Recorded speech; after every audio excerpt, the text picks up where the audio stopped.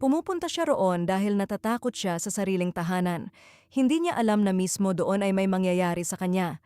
Noong Disyembre 2002, huling pumunta si Masha sa kanila. At sa sandaling iyon, mukha lang itong karaniwang pagdalaw. Regular siyang pumupunta sa pamilyang ito. At ang mismong sirkumstansyang ito, kung bakit siya naroon, ang magiging isa sa mga pinakamahalagang elemento ng kaso pagkalipas ng 23 taon. Ang Volchansk ay isang maliit na lungsod sa hilaga ng rehiyon ng Sverdlovsk, Yekaterinburg. Kakaunti ang mga residente at sa lugar na ito hindi kilometro ang sukatan kundi mga pamilyar na mukha. Heto ang paaralan, heto ang tindahan, heto ang mga kapitbahay 2 bahay ang layo. Sa mga ganitong lugar kadalasan, kilala ng lahat ang lahat at iyon mismo ang dahilan kung bakit ang nangyari ay nanatiling walang sagot sa loob ng mahabang panahon. Si Masha ay 11 taong gulang, nakatira kasama ang inang umiinom, hindi lang paminsan-minsan, kundi bilang isang matatag na pamumuhay. Iba-iba ang sitwasyon sa bahay, minsan tahimik, minsan walang pagkain, o simpleng hindi malaman kung ano ang aasahan sa gabi.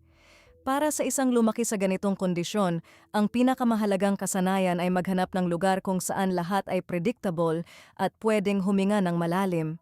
May ganoong lugar siya, ilang kalye ang layo nakatira ang pamilya Semenov. Si Vladimir 23 taong gulang at ang asawa niya.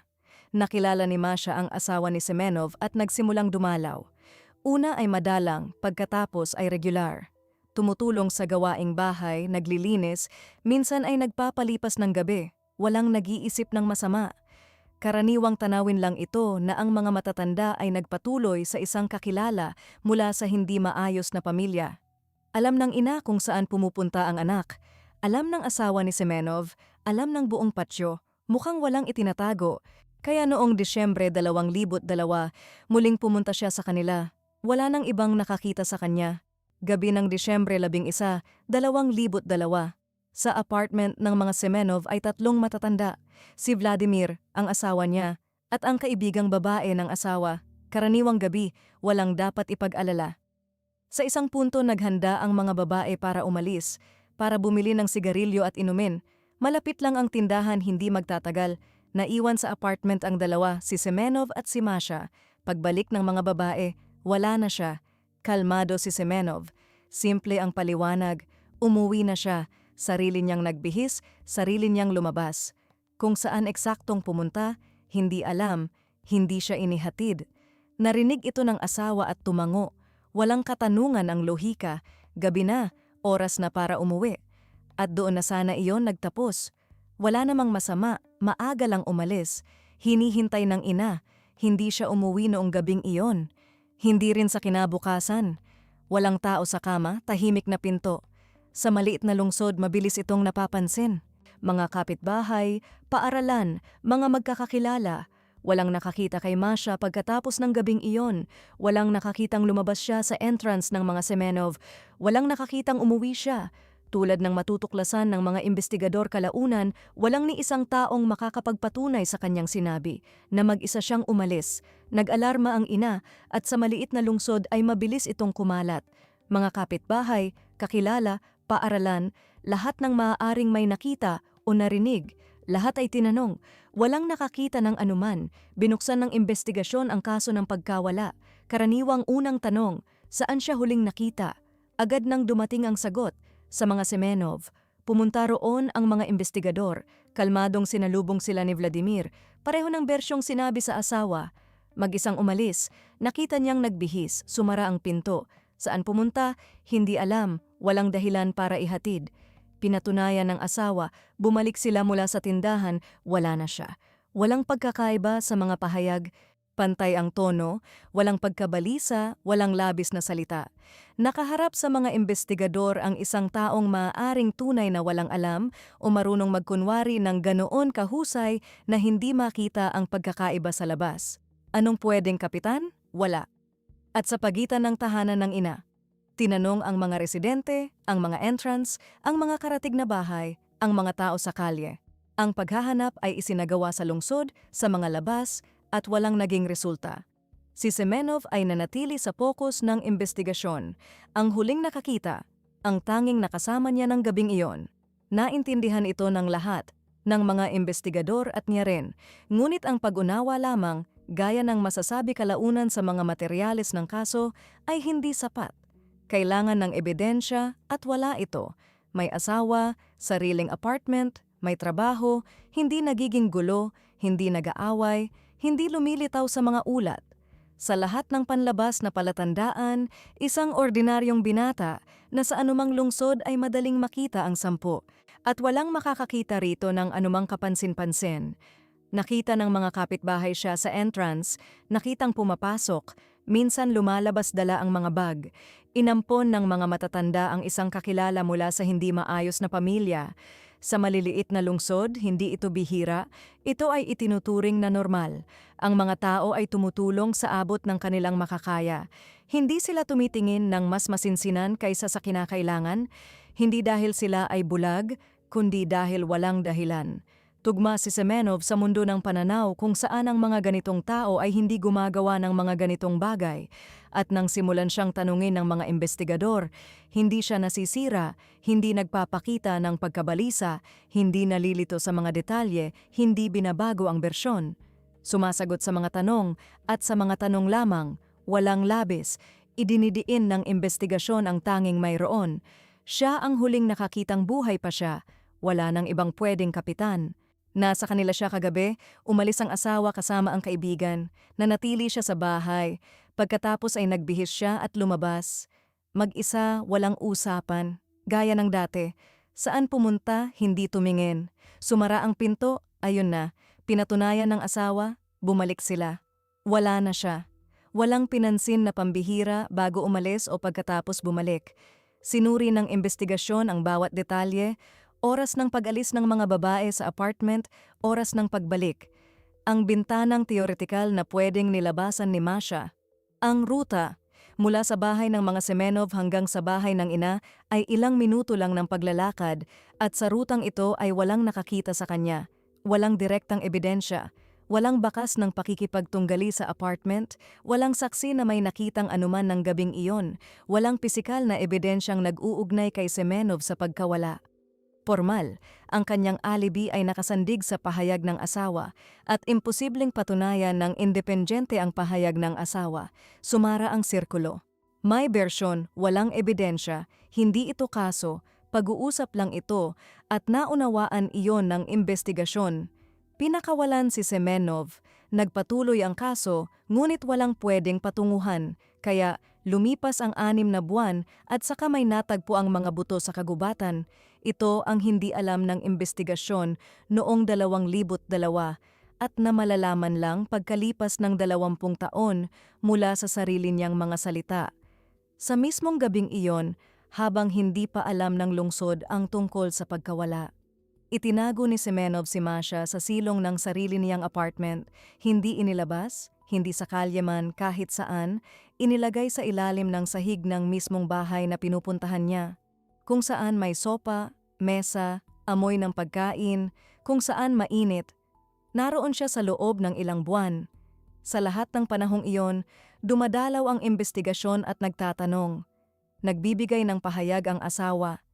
Sinasabi ng mga kapitbahay na walang napansin. Nagpapatuloy ang paghahanap at sa ilalim ng sahig ay nakahimlay.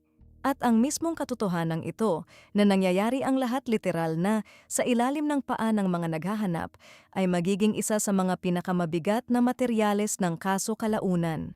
Nang medyo bumaba ang presyon, kumilos pa si Semenov. Inilabas ang labi at dinala sa kagubatan malapit sa Volchansk, doon sinunog. Sa mga materyales ng kaso ay lumalabas ang mga kamag-anak na sumama rito. Bagaman ang mga detalye ng bahaging ito ay nakuhang muli ng investigasyon ng mas huli. Ang apoy ay dapat na gumawang imposible nito na ang forensic science ng 2002 ay hindi naman kayang gawin. Ngunit mahalagang maintindihan, hindi ito panandali ang galit ni pagkasindak. Sunod-sunod itong mga aksyon, hinati sa loob ng ilang buwan. Silong, paghihintay, pagsunog. Ang bawat hakbang ay hiwalay sa nauna sa pamamagitan ng panahon. At nangangahulugan iyon na ang bawat hakbang ay ginawa ng may kamalayan. Noong Hulyo 2003, nakatagpo ang mga lokal na residente ng nasunog na labi sa kagubatan. Pumunta sa lugar ang investigasyon, Hunyo. Kagubatan malapit sa Volchansk, nagtatrabaho ang Investigative Operative Group sa lugar. Ang natagpuan ay mga fragment lamang. Malakas at matagal ang apoy, nawala ng hugis ang mga buto, ng istruktura, ng karamihan sa mga elementong ginagamitan ng forensic medical expert. Sa mga fragment ay isa lamang ang naitatag, ang labi ay sa isang taong napakabata. Pagkatapos katahimikan, tumama sa pader ang forensic science ng 2003. Ang pagkuha ng DNA profile mula sa lubhang nasunog na material ng buto noon ay halos imposible. Hindi dahil walang nagsikap, kundi dahil hindi ito pinahihintulutan ng teknolohiya. Sinisira ng apoy ang material na genetic ng ganoon kalala kaya't ang mga karaniwang pamamaraan ng panahong iyon ay nagbibigay ng walang resulta. Walang paraan upang matukoy ang pagkakakilanlan sa pamamagitan ng komparatibong pagsusuri. Ano ang nangyari sa taong ito bago siya sunugin? Wala ring naipreserba ng mga buto na bakas na pwedeng pagbasehan ng pagbubuo ng larawan. Pormal, sa harap ng investigasyon ay nakahandang labi ng hindi natukoy na tao. Pormal, hindi kilala. Sa lungsod, syempre, nauunawaan. Nawala noong Disyembre, natagpuan ito noong tag-init. Nagkakatugma ang dalawa kasama ng dalawa nang walang anumang ekspertong pagsusuri. Ngunit ang pag-unawa ng mga residente ng Volchansk ay walang legal na bisa, kaya muling huminto ang kaso. Alam ni Semenov ang ginawa niya sa labi. At sa paraan ng paglalahad ng mga pangyayari kalaunan, alam niya na nagtagumpay ito. Natapos ang mga eksaminasyon, walang resulta. Sa lahat ng pangunahing punto, walang pangalan, walang dahilan, walang koneksyon sa partikular na tao. May katotohanan lamang at wala nang iba pang pwedeng pagtrabahuhan. Nauunawaan ng investigasyon kung kanino ang labi. Ang mga investigador na humahawak sa kaso ng pagkawala ni Masha ay nauunawaan. Nauunawaan, malamang, ng bawat isang tumingin man lang minsan sa parehong folder ng sabay. Ngunit ang kasong kriminal ay hindi pag-unawa, ito ay ebidensya. At wala nito. Ang kaso ng pagkawala ni Masha ay isinampa sa archive. Hindi sarado, nakabitin, pormal na buhay, sa katunayan ay patay. Naiwan ang ina ng walang sagot, ngunit hindi ng walang hinala, hindi ng walang bersyon, walang sagot lamang. Opisyal, legal na pinormal. Ang sagot na pwedeng hawakan sa kamay at ang sirkumstansyang ito na ang sagot ay nasa malapit lang, ngunit walang paraan upang abutin, ay maglalaon ng 2 dekada. Ginawa ng investigasyon ang kaya nila sa mga kondisyong iyon at nanatili si Semenov sa Volchansk, hindi umalis at hindi nagpalit ng lungsod. Nanatili sa mismong lugar, sa kalagitnaan ng mga taong iyon. Lumipas ang 1 taon, pagkatapos ay isa pa. Kapag nakatira ka sa parehong kalye sa isang tao, nakikita mo siya. Sa tindahan, sa hintuan, sa patio, basta nakikita mo at iyon. Nabuhay si Semenov, naglakad sa parehong mga kalye, pumasok sa parehong mga tindahan. Ang ina ni Masha, malamang, ay maraming beses na siyang nakasalubong. Ano ang nangyayari sa loob noong panahong iyon, mahuhulaan na lamang. Ngunit sa legal na aspeto, walang anuman sa pagitan nila. Walang hatol, walang katayuan, kapitbahay lang. Hindi tumigil sa pag-usad ang teknolohiya, ngunit hindi pa rin ito nakaabot sa partikular na kasong ito. Nakahimlay lang ito at nakahimlay. Lumampas na sa 30 si Semenov sa panahong ito. Ang buhay ay nagpatuloy ayon sa sariling lohika. Sa kahulugan na sa labas, mukhang ordinaryong buhay ito ng ordinaryong tao sa maliit na lungsod. At sa panahong ito halos, lumitaw sa kanyang paligid ang isang bagong kakilala mula sa mga nag-aaral pa sa paaralan. Hindi pa siya 14. Ang detalyeng ito ay isiniwalat ng biyenan ni Semenov pagkatapos na ng aresto sa mga mamamahayag. Hindi siya nagsalita ng kusang loob. Ang anak niya ay nakilala si Vladimir nang siya ay 13 at siya ay mga 30. Nagsimula silang magkita pagkatapos ay ikinasal. Kung paano eksaktong nangyari ito, ano ang sinabi ng mga magulang, paano nila ipinaliwanag sa sarili ang pagkakaiba sa edad, hindi nagdetalye ang biyenan. Ngunit sinabi ng direkta ang katotohanan, walang pagtatangkang pag-aanin. Sa maliit na lungsod, hindi ito ganap na nananatiling hindi nakikita. May isa pang sinabi ang biyenan tungkol sa kung ano ang kanilang ikinatatakot nang ikulong si Semenov sa ilalim ng pag-aresto sa ibang kaso. Sinabi niya, ang tanging ikinatatakot nila ay lumabas siya at kunin ang bunso. Ang bunso sa kanilang pamilya, hindi abstraktong takot, hindi pangkalahatang pag-aalala, kundi konkretong pangamba na nakakabit sa partikular na taong nasa kanilang tahanan. Hindi ito mga salita ng isang taong nakakaalam ng isang bagay na hindi inaasahan. Ito ay mga salita ng isang taong matagal nang may naunawaan at nabubuhay sa pag-unawang iyon. Hanggang sa puntong ito, ang kwento ni Semenov ay mukhang kwento ng isang nakakatakot na gabi. Ngayon lumalawak ang mga balangkas. Tulad ng matutuklasan kalaunan sa kurso ng investigasyon, ang Disyembre 2002 ay hindi simula at hindi pagbubukod. Isa itong punto sa linya na umiral noon pa man at nagpatuloy pagkatapos. Pagkalipas ng ilang taon, ikinulong sila ng asawa sa ilalim ng pag-aresto, sarado ang paglilitis, hindi lumilitaw sa mga publikong source ang eksaktong taon, sina Semenov at ang kanyang asawa ay nakapailalim sa pag-aresto, saradong proseso ang pagsusuri sa kaso, ang mga saradong sesyon sa mga korte ng Rusya ay itinatakda sa mga partikular na sitwasyon. Isa rito ay kapag ang mga materyales ay nakakaapekto sa interes ng mga menor de edad, hindi ito impormalidad o aksidente. Nangangahulugan ito na may mga bata sa kaso. Hinatulan si Semenov para sa mga krimen ng sexual na pagsalakay sa mga menor de edad at gayon din ang asawa niya. Nalaman ito ng biyenan. Ayon sa kanya, nang lumapit siya sa mga ahensya ng pangangalaga sa bata, sinabi sa kanya ng maikli, "Mabuti na lang at hindi mo alam ang lahat." Nakita ng mga empleyado ng pangangalaga ang materyales ng kaso at itinuring nila na ang buong larawan ay dapat ilayo sa mga tao. 2 kaso, 2 sentensya, 1 pangalan. Nawala si Masha noong 2002, pagkatapos ang istorya sa 13 anyos, pagkatapos ang saradong paglilitis, sentensya, mga salita mula sa pangangalaga. Maaring ipaliwanag ng iba't iba, ngunit magkasama silang nagsanib sa isang linya at ang linyang ito ay hindi nawala saan man. At habang siya ay nagsisilbi ng sentensya sa ibang opisina, sa ibang lungsod na may archived folder sa mesa, may isang taong nagtatanong sa sarili, paano kaya kung subukan muli? Mula 2003 hanggang 2023, 20 taon. Hindi ito metapora at hindi pagpapalapit. Literal na panahon kung saan ang kaso ng pagkawala ni Masha ay nakahimlay sa archive ng walang galaw. Sa loob ng panahong ito, lumaki ang isang buong henerasyon. Ang mga nag-aaral noong 2002 sa paaralang iyon ay naging matatanda na. Si Volchansk ay nabuhay sa sarili nitong buhay. Maliit na hilagang lungsod na may maliliit na hilagang balita. Hindi nakapasok ang kaso sa Federal News, hindi ito naging makabuluhang pampubliko, walang journalistic investigation. Regional na kwento na nakahimlay sa archive, ang mga lumang kaso ay bihirang muling buhayin.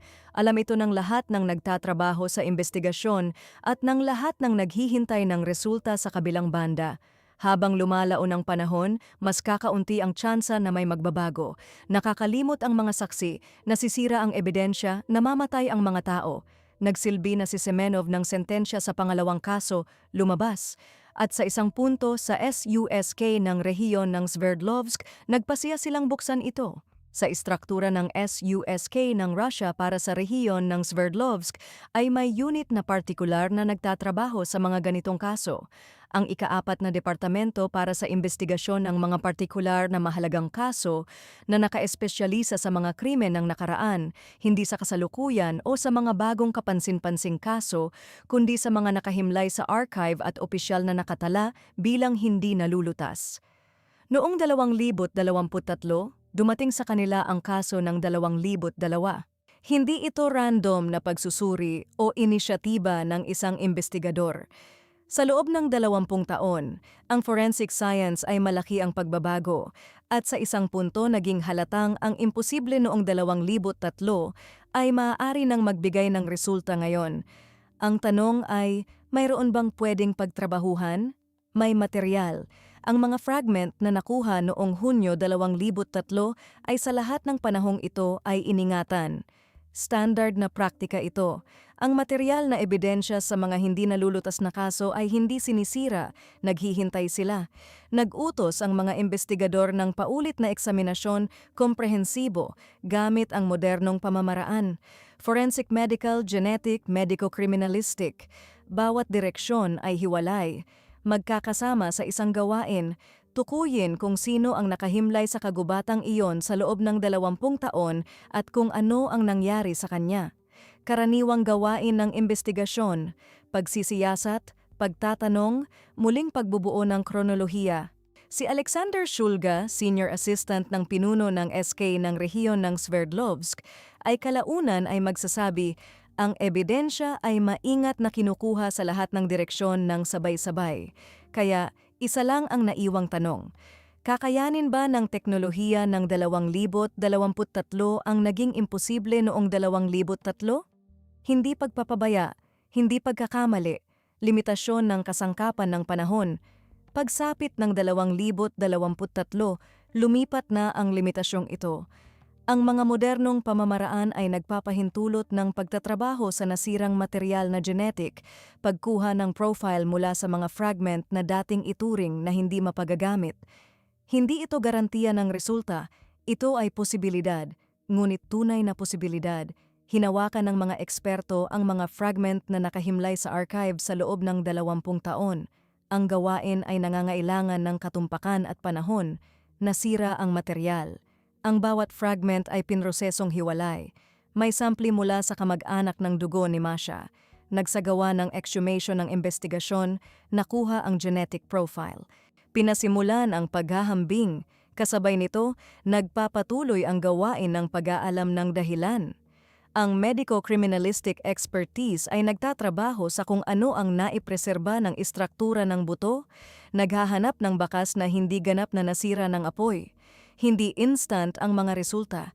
Ang ekspertong ito sa antas na ito ay nangangailangan ng panahon. Naghintay ang investigasyon. Pinatibay ng unang komparatibong pagsusuri ng DNA ang pagkakatugma.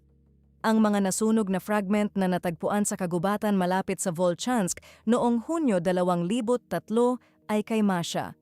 Opisyal, legal. Pagkalipas ng 20 taon, siya iyon. Itinatag ng pangalawang medico-criminalistic expertise ang dahilan. Mekanikal na asphyxia, pagsakal, may pumipiga gamit ang mga kamay o ng iba pa hanggang dumating ang resulta. Hindi nasira ng apoy ang impormasyong ito ng ganap.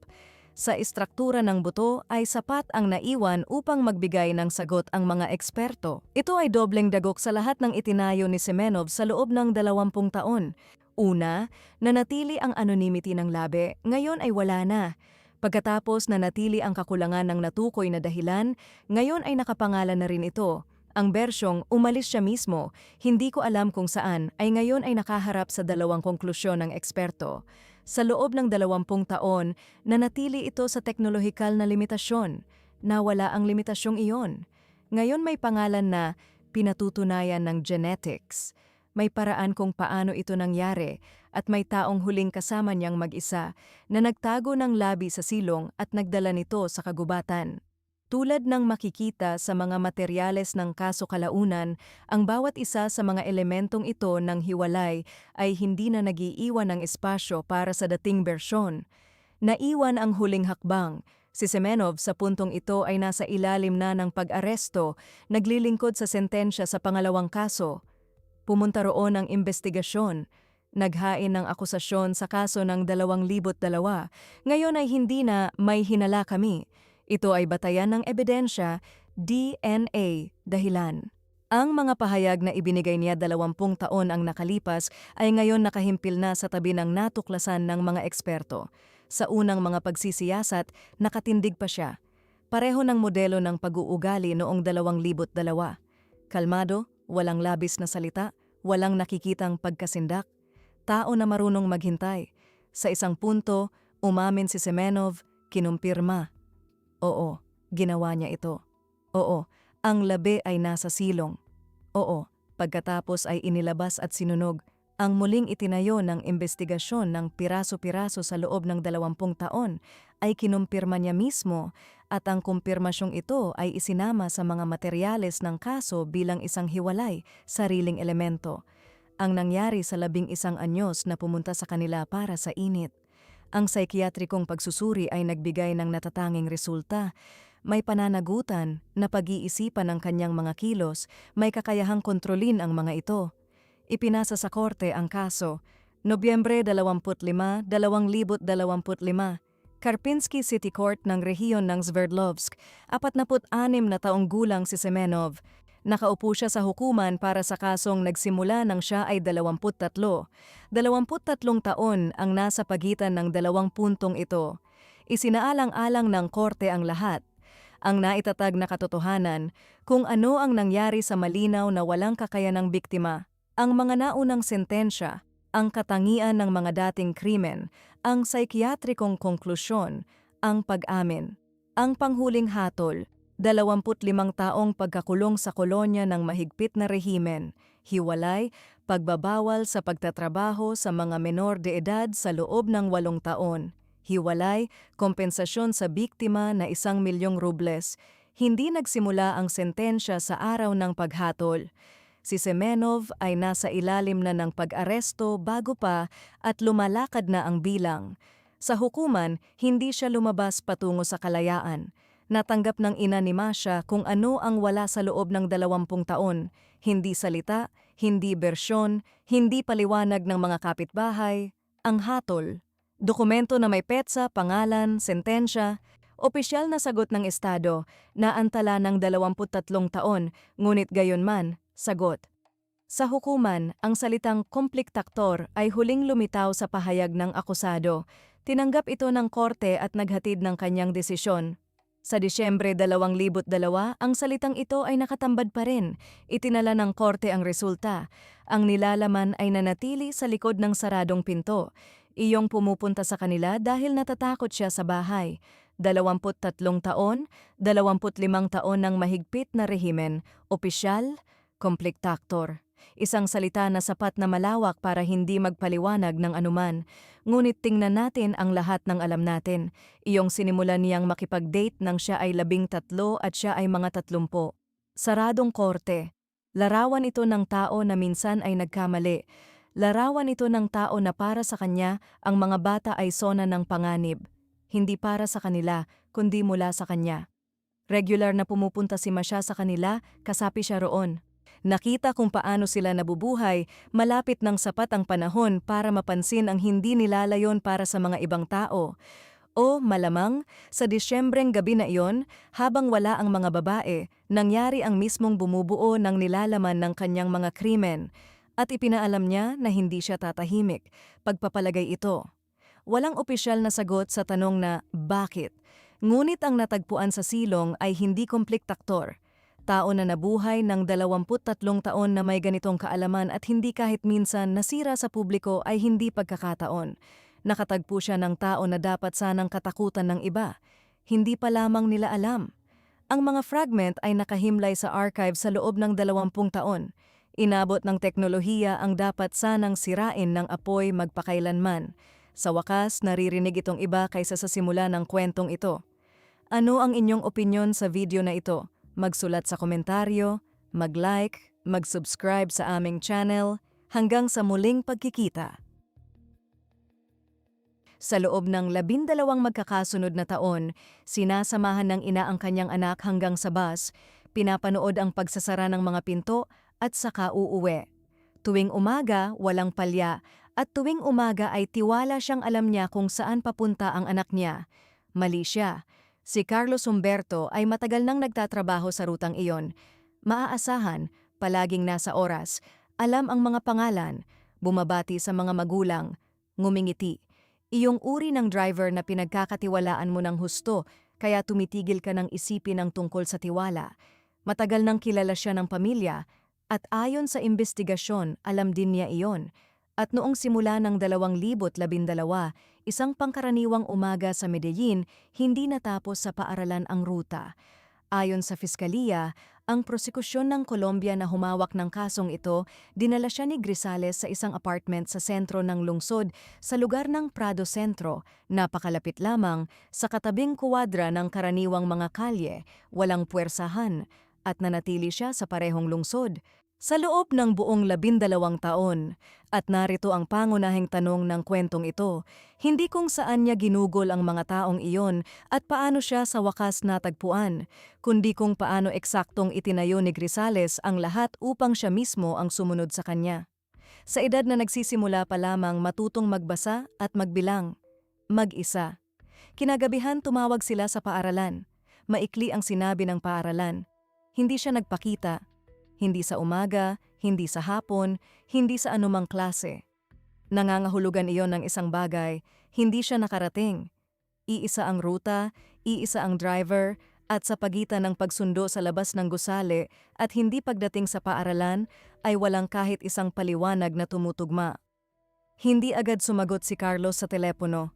Nang gabi ring iyon, nag-file ang pamilya ng report tungkol sa pagkawala at ayon sa piskalya, agad nagsimula ang paghahanap. Naghanap ang mga kamag-anak, naghanap din ang mga awtoridad, ngunit walang resulta. Sapagkat habang nagpapaliwanag pa ang pamilya sa istasyon, ang apartment sa sentro ng Medellin sa lugar ng Prado Centro ay panandalian lamang ginamit. Ayon sa Noticias Caracol, inilipat niya siya sa Belo, isang katabing munisipalidad sa hilaga ng lungsod. Bagong lugar, ibang address, walang anumang ugnayan sa rutang alam ng pamilya. Ang buong lohika ng maniobra na ito ay nasa distansya, hindi sa pisikal, ilang kilometro lamang, hindi hihigit pa, kundi sa katotohanang ang paghahanap ay isinasagawa sa isang lugar habang siya ay nasa iba. At ang pagkakaibang ito na ilang kuwadra lamang ay magtatagal ng 12 taon. Sa lahat ng palatandaan, dapat itong naging dukot. Abalang umaga, ruta sa mga residential na lugar, 12 ng tao sa paligid at walang kahit isang saksing nakakita ng kahit ano. Hinanap ng pulisya ang lugar ng paaralan, kinausap ang mga kapitbahay, sinuri ang mga hintuan, mga bakuran, mga pasukan ng gusali, walang resulta. Ang pagkawala na walang bakas ay isang espesyal na uri ng dead end. Alam ng investigasyon kung saan magsisimula kapag may ebidensya, kapag wala, walang dapat pagsimulan. Pinagdaanan ang mga karaniwang teorya. Una, kinuha siya ng sapilitan, mabilis at hindi napapansin, ngunit ang abalang ruta sa umaga at ang ganap na kawalan ng saksi ay hindi tumutugma. Pangalawa, umalis siya ng kusang loob, ngunit saan at kasama kanino, walang isa man sa mga linyang ito ang nagbigay ng sapat na palatandaan upang magpatuloy. Dito mismo nabundol ang investigasyon sa pader na hindi nito nasira sa loob ng 12 taon na maaaring lutasin. Ngunit ang nangyari ng umagang iyon ay hindi dukot sa karaniwang kahulugan at nangangahulugan iyon ng isang bagay lamang. May gumugol ng panahon upang siya ay pumasok sa ganitong paraan. Hindi sa araw na iyon, kundi matagal pa bago iyon. At habang sinusuri ng investigasyon ang mga teorya, nanatili si Grisales sa kung saan siya nasa simula pa lang, labas sa anumang suspetsya. Hindi sila huminto sa sumunod na araw at hindi rin pagkalipas ng 1 taon. Mga polyeto, mga panawagan, pakikipag-usap sa mga kapitbahay, sa mga guro, sa mga taong nasa ruta, paulit-ulit, sa parehong bilog. Lahat ng kayang gawin ng pamilya nang walang kapangyarihan at walang yaman, ginawa nila. Ayon sa piskalya, hindi tumigil ang paghahanap sa lahat ng mga taong iyon at hindi iyon paraan lamang ng pagsasalita. Sa paglipas ng panahon, nagsimulang magsalita ng mas mahina ang mga taong nakapaligid, ang dami ng panahong lumipas. Hindi pinakaligtas na lungsod ang Medellin, may mga taong nawawala. Malamang wala na siya. Tumanggi ang pamilyang tanggapin ang teoryang iyon, hindi nang walang kumpirmadong kalalabasan. At sa likod ng pagkakaibang ito ay hindi legal na technicality, kundi ang tanging posibilidad upang magpatuloy. Hanggat walang kumpirmasyon, bukas ang kaso, nagpapatuloy ang paghahanap, at nagpapatuloy ang pamilya sa kalagayang hindi katulad ng kalungkutan, ni katulad ng karaniwang buhay, isang bagay na nasa pagitan, at nagtagal ito ng 12 taon habang siya ay nasa parehong lungsod. Marahil ilang kilometro lamang ang layo mula sa hintuan kung saan siya sinusundo tuwing umaga. Inilipat siya ni Grisales sa pagitan ng mga lugar sa Medellin at Belo. Bawat paglipat ay ginagawa siyang mas hindi nakikita para sa mga naghahanap sa kanya. Bagong address, ibang lugar, bagong pangalan. Hinahanap ng pamilya ang isang tao, iyong sa puntong iyon ay wala na, hindi sa dokumento, hindi sa pangalan. At narito ang buong kalkulasyon. Hindi itago siya sa libu-libong kilometrong layo, kundi gawin siyang ibang tao sa kalapit lamang. Sa kasalukuyan, si Carlos Humberto ay 63 taong gulang.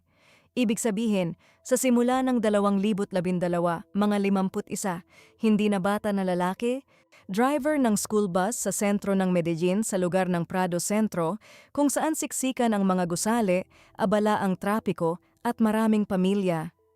Ruta kung saan agad-agad napapansin ang estranghero, ngunit kung saan ang isang pamilyar na tao sa paglipas ng panahon ay nagiging bahagi na lamang ng tanawin sa umaga. Si Grisales ay eksaktong ganoong bahagi. Ayon sa Piskaliya, ang kanyang propesyon ay nagbigay sa kanya ng direkta, pang-araw-araw, at lubos na legal na akses sa mga pamilya at sa mga taong dinadala niya. Walang reklamo, walang insidente. Sa mga magulang, mapagmasid, magiliw, maagap. Sa mga nakaupo sa likod niya, mapagpasensya. Iyong tamang kombinasyon na kailangan upang ikaw ay tumigil ng mapansin bilang banta at simulang ituring bilang bagay na talagang nariyan na lang. Sa mga publikong materyal ay walang detalye. Ngunit naitatag ng investigasyon ang pangunahing bagay tungkol sa kanyang posisyon. Sinadya niyang gamitin ito upang magtayo ng tiwala, kapwa sa mga pamilya at sa mga dinadala niya araw-araw. Hindi ito sinasadyang pagpili, ito ay pagtatrabaho sa access, itinayo ng sistematiko, walang pagmamadali. Hindi ginagawa ang ganitong reputasyon sa loob ng isang linggo, at ito mismo ang naging pangunahing kasangkapan. Tuwing umaga, nangyayari ang parehong bagay. Ipinagkakatiwala sa taong ito ang sariling anak, hindi sa kapitbahay, hindi sa kamag-anak, kundi sa driver na, sa pangkalahatan, walang sino mang nag-imbestiga ng hiwalay dahil siya ay sinuri na ng sistema. Tinanggap siya ng paaralan, kaya pwede na. Hindi ito nagaganap ng minsanan, ito ay isang ritual, pang-araw-araw, paulit-ulit, naging normal hanggang sa hindi na nakikita. Pagkalipas ng isang buwan, hindi mo na iniisip kung kanino ka kumakaway ka na lang. Naintindihan iyon ni Grisales ayon sa Noticias Caracol. Sinadya niyang itayo ang mga relasyon mismo sa mga magulang, naging pamilyar, pagkatapos ay maaasahan, pagkatapos ay isa sa kanila, isang taong hindi na kailangang ipaliwanag ang anuman, sapagkat alam na niya ang lahat, schedule, ruta, mga gawi, na ipasok sa pang-araw-araw na buhay nang labis na ang kanyang presensya ay tumigil sa pangangailangan ng pansin. Ito ang unang antas, ngunit may pangalawang trabaho, kahanay, hindi nakikita ng pamilya. Tinitingnan niya siya bilang figura ng ama, hindi estranghero, hindi simpleng kilalang driver. Isang taong malapit, na sa kanyang tabi ay hindi nakakatakot. At narito ang esensya ng buong konstruksyon. Ang ganitong pananaw ay hindi nagaganap ng sinasadya, hindi nabubuo sa isang biyahe lamang. May gumugol ng panahon, pasensya, at pang-araw-araw na pakikipag-ugnayan upang mabuo ito sa ganitong paraan. Matagal pa bago dumating ang umagang iyon. Ang tiwala ng mga magulang ay isang panlabas na proteksyon, ngunit hindi lamang sa labas nagtrabaho si Grisales. Ayon sa investigasyon at sa Noticias Caracol, kahanay ng relasyon sa pamilya, nagtatayo siya ng hiwalay na kontak ng direkta sa kanya. Unti-unti, mapagpasensya, itinayo sa pamamagitan ng pang-araw-araw na maliliit na bagay na hindi napapansin ng nasa hustong gulang, ngunit para sa nagsisimula pa lamang umunawa sa mundo, ay mabigat at makabuluhan. Hindi ito patalinghagang pananalita. Para sa nagsisimula pa lamang matutong magbasa, ang figura ng ama ay isang konkretong konstruksyon ng katotohanan. Iyong nakakaalam ng pangalan mo, ng schedule, ng kung ano ang gusto mo, iyong hindi nananakit, kaya ligtas. Awtoridad na sinusundan ng walang katanungan, sa ganitong tao ay hindi tumatakbo palayo. Ang ganito ay sinusundan, iyon mismo ang pagkakaiba sa pagitan ng nangyari ng umagang iyon at klasikong dukot. Hindi puwersa, hindi pagbabanta. Naipon, sinasadyang itinayo na pananaw kung saan inookupa na niya ang lugar sa tabi ng kaligtasan, hindi sa tabi ng panganib. Ang konkretong mga mekanismo, anong mga salita, mga kilos, paulit-ulit na ritual ang lumikha ng pananaw na ito ay hindi detalyado sa mga publikong materyal. Ayon sa bersyon ng investigasyon, kinumbinsi niya itong pumunta sa apartment sa sentro ng Medellin. Itinala iyon ng mga materyal ng Fiskaliya at ng Cambio Colombia ng ganito mismo. Kinumbinsi, hindi sinunggaban, hindi kinaladkad. Kinumbinsi at pumunta siya. Sa mga publikong materyal ay hindi nakatala, ngunit nababasa ang lohika ng mga pangyayari sa pamamagitan ng kung ano ang itinayo ng matagal pa bago iyon. Kapag ang isang tao ay sumasakop sa lugar ng figura ng ama, hindi siya nangangailangan ng espesyal na mga salita. Sapat na ang ordinaryong mga salita, iyong naririnig ng nagsisimula pa lamang umunawa sa mundo araw-araw mula sa mga malalapit. Halika, ipakita ko sa iyo, hindi malayo, hindi magtatagal, hindi siya pumunta sa bitag, pumunta siya sa taong pinagkakatiwalaan niya hanggang sa umagang iyon mismo. At dito nagtatapos ang unang bahagi ng kwentong ito. At nagsisimula ang pangalawa, isang ganap na ibang bahagi. Dahil ang pagpasok ng kusang loob at hindi paglabas sa loob ng 12 taon ay dalawang magkaibang mekanismo. Itinayo ang una sa loob ng mga buwan sa pamamagitan ng tiwala, samantalang nagsimulang itayo ang pangalawa kaagad pagkasara ng pinto sa likod niya. Sentro ng Medellin, siksikang gusali, ingay ng kalye, mga tao sa lahat ng panig. At sa isang lugar sa gitna ng lahat ng iyon, isang apartment, kung saan nagsimula ang lalong tatawagin ng Fiskaliya bilang sistematikong pagmamanipula sa psikolohikal. Dito mismo, ayon sa mga materyal ng prosekusyon, nagsimula niyang ipaliwanag sa kanya ang pagkakaayos ng mundo. Hindi siya nagbabanta, hindi siya nagsasara, sa yugtong ito tila wala pang pisikal na mga lock, nagpapaliwanag. Ang nangyayari ay iniharap bilang normal. Karaniwang pag-uugali, ganoon ang takbo ng buhay. Para sa nakikitang siya na bilang figura ng ama, gumana iyon mismo bilang paliwanag, hindi bilang pamimilit. Walang sistema ng pagtukoy na maaaring pagbatayan upang ihambing ang narinig. Mayroon lamang awtoridad ng nasa hustong gulang sa tabi. At sinabi ng nasa hustong gulang na ito, normal lang ang lahat. Iniisip ba niya ang tahanan sa mga unang araw? Ang ina? Hindi nakatala iyon sa mga materyal ng kaso. Kung kailan eksaktong nag-iba ang isang bagay sa loob niya, hindi rin alam. Ngunit dito mismo, sa unang apartment, nagsimula ang prosesong ito. Sa labas ng bintana ay normal lang ang lungsod. Ilang kuwadra ang layo, ang pamilya, mga pulyeto, tinatawagan ang mga kapitbahay. At sa loob tahimik, walang nakikitang pamimilit, isinusulat muli ang katotohanan, hindi sa pamamagitan ng takot. Sa pamamagitan ng pag-uulit, ng awtoridad, ng pang-araw-araw na __quote, _0__. Ito ay pinakaunang apartment lamang. Isa sa mga unang naidokumentong hakbang at nakatala ito sa mga materyal, kinumpirma ng halos bawat mapagkukunang sumaklaw ng pag-aresto, ay ang pagpapalit ng pangalan. Para sa nasa hustong gulang, ang pangalan ay isang pagtukoy, isang label na maaaring palitan ng walang gaanong nawawala. Para sa namuhay sa loob ng 8 taon, iba ang pagkakaayos nito. Binibigkas iyon ng nanay. Tumutugon ito noon pa hanggat natatandaan mo ang sarili mo. Tanggalin ang pangalan ay nangangahulugang tanggalin ang puntong kung saan kinikilala ng tao ang kanyang sarili, iyong mismong puntong nagsisimulan ang lahat. Ang praktikal na kahulugan ng hakbang na ito ay nasa ibabaw lamang. Hinahanap nila ang isang puwersa, ngunit ibang pangalan na ngayon. Mga dokumento, talaan, panawagan, lahat ay nakasulat sa taong sa anyong opisyal ay wala na rito. Ginagawa siya ng bagong pangalan na hindi nakikita ng anumang sistemang nakatuon sa paghahanap sa luma. Ngunit may pangalawang gamit din, panloob. Ang bagong pangalan sa labi ng tanging nasa hustong gulang sa tabi ay unti-unting nagiging pangalan na lamang. Walang alternatibo, walang ibang boses, walang salamin kung saan may natitirang nauna. Tumutugon ba siya sa luma, hindi nakatala sa mga material? Naaalala ba niya iyon pagkalipas ng isang taon? Hindi rin alam.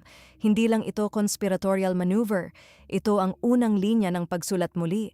At ang pangalan ay simula pa lamang. Itinatala iyon ng prosekusyon sa dalawang salita. Inilabas mula sa paaralan, inalisan ng kontak. Ang paaralan ay hindi lamang mga klase. Ito ang nag-iisang lugar kung saan ang nagsisimula pa lamang umunawa sa mundo ay regular na nabubuhay sa gitna ng mga tao para sa kanya, mga adultong nasa tabi, mga guro, mga kaklase. Sinasadyang usapan sa pasilyo, mga taong nakakaalam ng tunay na pangalan at maaaring magtanong kung saan ka kahapon, sino ang lalaking iyon, bakit hindi ka pumunta. Lahat ng ito ay nawala kaagad. Walang mga kaedad, walang mga sinasadyang saksi, walang puntong panghahambing kung saan maaaring suriin o ihambing ang anuman. Ang tanging maaabot na katotohanan ay iyong itinatayo niya at simpleng walang ibang pinagmumulan. Inalis ng paghihiwalay ang anumang posibilidad na ibalik ang dating personalidad sa pamamagitan ng panlabas na kontak. Magkasama, lumikha sila ng vacuum, kung saan ang kanyang salita na lahat ay normal, ay hindi nakikipag-ugnayan sa anumang resistensya sapagkat simpleng walang sino mang sasagot. Mayroon bang sa mga taong iyon ng aksidenteng sandali ng kontak sa panlabas na mundo, sa mga publikong material ng kaso ay hindi detalyado, ngunit ang mga paglilipat sa pagitan ng mga apartment ay istrukturang nagresolba sa isyong ito. Sa kanilang mga sarili, sa bawat pagkakataon, ang mga bagong kapitbahay ay nakakakita lamang ng isang lalaki sa tabi ng isang tao, walang kasaysayan, walang konteksto, walang katanungan. Medellin at Belo, dalawang katabing distrito, pinagdugtong sa isang urban agglomeration kung saan ang pagkakaiba sa pagitan ng mga manipulasyon ay hindi nararamdaman, hindi sa konstruksyon, hindi sa ritmo ng mga kalye. Istruktural ang lohika ng paglipat. Hindi alam ng mga kapitbahay kung sino ang naninirahan dito bago sila, walang punto ng paghahambing at hindi nakapansin ng anumang pagbabago. Nagtatanong ang mga nagmamasid ng sapat na haba. Hindi pinapayagan ni Grisales ang sinuman na magmasid ng matagal. Kung paano niya eksaktong nakuha ang akses sa mga ari-arian na ito, sinisiyasat pa rin ng investigasyon. Inarkila ba sa ibang pangalan? Gumamit ng mga tagapagsundo? Nakipagkasundo ng informal? Hindi inilatag yon sa mga publikong material, ngunit may mga kapitbahay pa rin. Sa tabi ng isang taong napakabata pa, pagkatapos ay ng teenager, pagkatapos ay ng dalaga, at walang sino man ang lumapit sa pulisya. Bakit? Walang pampublikong sagot sa katanungang ito. Marahil, mukhang karaniwan ang larawan.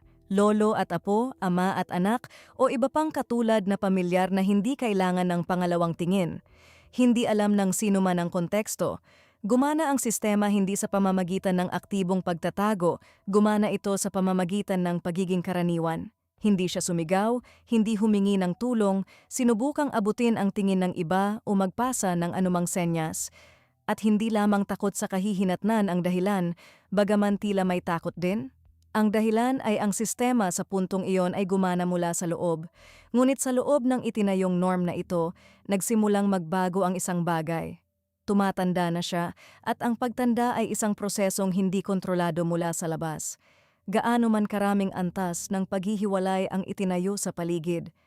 Sa mga isinampang akusasyon kay Grisales ay ang pagtatala sa video ng nangyayari. Ito ay naidokumentong katotohanan, kinategorisa sa kategorya ng pinalalala ng mga gawa. Hindi ito haka-haka, hindi bersyon ng pagtatanggol, hiwalay na puntos ng akusasyon. Bakit? Opisyal na posisyon ng investigasyon ay hindi naglalaman ng direktang sagot. Ngunit malinaw ang lugar ng instrumentong ito sa pangkalahatang konstruksyon sa pamamagitan ng kung ano ang itinayo sa paligid. Ang hiwalay na krimen ay isang material na bagay na umiiral ng independyente sa kanyang mga salita, alaala o bersyon ng mga pangyayari. Iyong hindi maaaring pabulaanan at imposibleng bawiin. Alam ba niya ang mga recording? Hindi rin alam. Kung ano ang sinabi niya tungkol sa kanila, kung sinabi man niya, hindi rin alam. Ngunit ang mismong katotohanan ng kanilang pag-iral ay inilagay sa parehong lohika ng iba pa.